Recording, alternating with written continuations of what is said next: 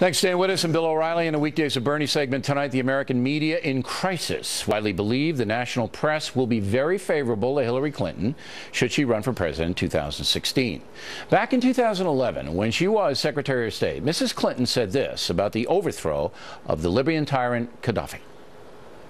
We came, we saw, he died. Did it have anything to do with your visit? No, I'm sure it did. With us now, Bernie Goldberg. So you wanted us to use that soundbite so you can make a point. Well, first of all, one of the points is that I think you're right in your lead-in that the press is probably going to go easy on her. She said that when she was Secretary of State, and today Libya is in crisis. ISIS is in Libya. They just cut the heads off of 21 Egyptian Christians. Somebody needs to say to her, some political reporter on the campaign trail, well, what about that? How's Libya working out? You laughed when you said that. What about Libya today? I've got two other questions, and there are a million other questions they should ask her, which I doubt they will. But what's your thinking, Mrs. Clinton, on late-term abortion? Almost everybody in the country, whether they're for abortion rights or not, thinks it's infanticide if the mother's life isn't in danger. What do you think about it? And the third question is, when she starts talking about how women are getting the short end of the stick in the workplace, on how they're not getting equal pay for equal work, somebody should say, well, Mrs. Clinton, if that's true, why wouldn't greedy capitalistic bosses only hire women? Look at all the money they could save. Look at all the money they right? save, and they're not paying them equal wages. Yeah. All right. So, but my overall point is that they are not going to treat her. They are going to treat her like they treated Barack Obama. That's precisely the point. Right. He was a historical figure. Right. So, and now she will be. Right. Because she's the woman. I think that I'm overboard with the press thing.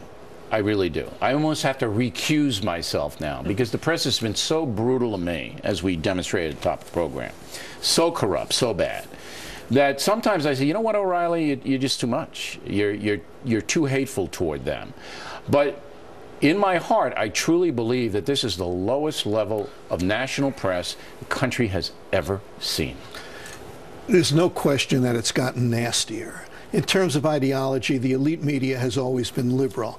The New York Times was liberal, kissing up to Joseph Stalin and Fidel Castro. But the culture has gotten nastier. The internet didn't create that, but it fosters it. It enables people to be nasty in an anonymous way very often. And I think the media in general has picked up on that, has mirrored. The media mirrors the culture in many ways, and the culture is nastier today than it was years ago. And I think the media is nastier also. But there's also the competence issue, that the younger journalists now are not trained the way you and me and Don Brown, who we use at the top. I mean, we went out. I've been to 80 countries. I mean, you've probably been to, that many too. We've been around. And we were trained that you had to get the story. Right. You had to report it accurately. You had to get the other side of the story. You had to do all of those things. I talk to media people, they're clueless. Anonymous sources here, so-and-so said there. And I mean, it's like there's nothing. Well, some of the radicals of the 60s, the guys who were marching on campus and setting fires on it, they're teaching journalism today. They're teaching journalism. So now. What do you expect the kids to come out of journalism school? And if you don't toe that line, it's hard to get hired at the network level. Well, if a Bernie Goldberg or Bill O'Reilly goes in and applies for a job, not now because we're both superstars and I'd be happy to have us anywhere, right? On what?